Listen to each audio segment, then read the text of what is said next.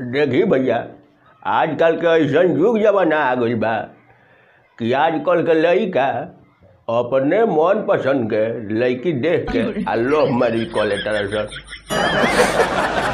लेकिन हमार लइका ऐसा नहीं है। हमार लइका बहुत पढ़ले बा आ बहुत शिक्षित बा। उ कबो ऐसा नहीं के कर सकत। हम जवन कहेम तौने करी आ तौने करेला। हम कह देम कि तोरा ही से बियाह करे के बा, ही लड़की से, तो वही लड़की से करी। हमारा बात के उ कबो काट नहीं के सकत। मजाल नहीं है ओकरा। हमार बेटा बहुत संस्कारी है। प्यार मोहब्बत के चक्कर में बिल्कुल ना पड़ेला। बाबूजी प्रणाम। खुश रह झूलन बेटा। बाबूजी हो हमारा लगे देखो गंभीर समस्या हो गई बा। का तोरा गुप्त रोग हो गई बा? ना हमार तो गुप्त रोग थोड़ी भइल बा, हमारा प्यार हो गइल बा। का तोरो प्यार मोहब्बत हो गईल? हाँ ये बाबूजी चलो ना चलो हमने के लव मैरिज करा दो। जा ये बेटा झूलन, तू तो हमारा सपना पर मूट देहल। अरे तू ऐसे काहे बोलत रहो? अरे तो काहे ना बोली रे। एगो गदाइल पाड़ा के खिया पिया के पाड़ा हम पोसले रहनी। आ तोर कोचिंग करावे खातिर हम अपन गदाइल पाड़ा के बेच देहनी। तो ये बाबूजी हम पास बनी ना 3 नंबर से। हाँ सरबू, पास तो भइबे कैल। हम तो सोचत रहनी कि तोर बढ़िया रेट मिली।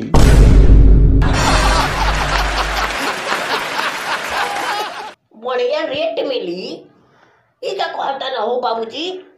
हाँ तो काहे ना।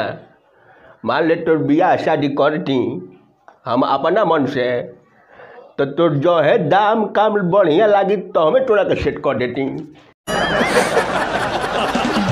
ए बाबूजी हमार बियाह करब कि तू हमारे के बेचब हो? तरे बेटा झूलन, ए बारा बियाह शादी थोड़ी होता। हाँ ए बारा नीलामी होता। नीलामी बुझे ले। हाँ जो है ज्यादा मांग भइल हाँ तो है तोरा के ले जाके सेट कर देम। सोच ले बाबू, जो है एगो फॉर्च्यूनर आ 5 लाख रुपया तो है लड़का बेचा जाता रे।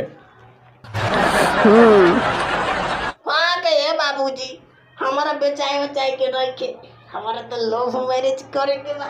चलो ना करा दो।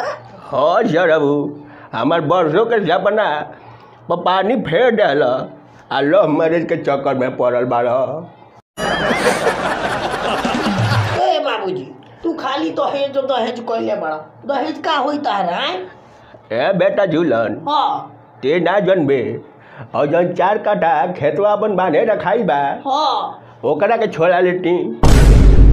आ मरैया जवन चुअता ओकरा के हम करकटो धरवा लेती। ओकरा बाद से अगली सर प्रधानी उठे के बा, तो दे पूछता रे कि दहेज का होई।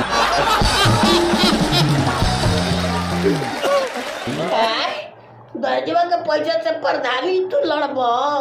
ए बुढ़बक नटियन तोरा नहीं खे बुझात। यही से नु कहतनी कि दहेजवा मिली तो हम अपन तीनू कमावा कर लेती।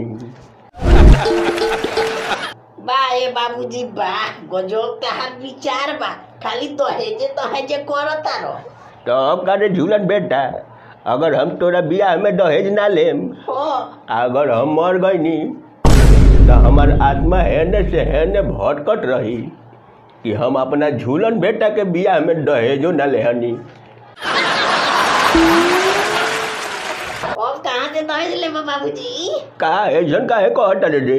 तो कहम ना अब हम जाते हैं अपना जनुए के लेके भाग जाए ओकरे से बियाह कर ले। ना झूलन बेटा, हमरा सपना में पानी मत फेर। ना हम का करी? ते ना मन बे ना।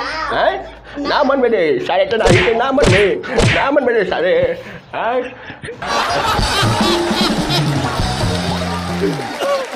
लो सपना में पानी तो फेर के झूलना चल गई।